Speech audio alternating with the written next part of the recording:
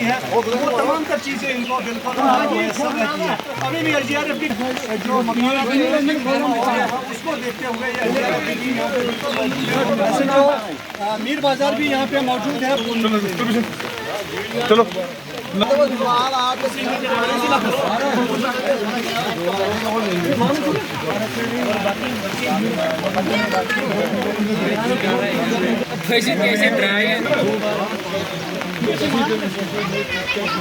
बारिश की लगातार बारिश होने की वजह से उस फैमिली को जो यहाँ पे पानी के जिनके मकानात के इर्द गिर्द पानी जमा हो गया है, ये देखा जा सकता है। यहाँ से ऑपरेशन फिलहाल जारी था और रेस्क्यू कर लिया गया है इन्हें बाज़ाब्ता तौर पे।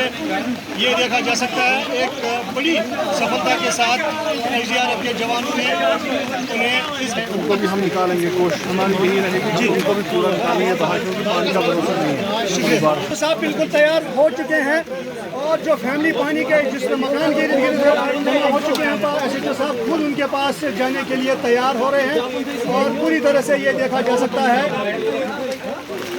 बिल्कुल SHO मीर बाजार उस फैमिली के पास जाते हैं जिन मकान के इर्द गिर्द पानी जमा हो गया है, उन्हें बाहर निकालने के लिए खुद उनकी कोशिश बिल्कुल जारी है SDRF के जवानों के साथ।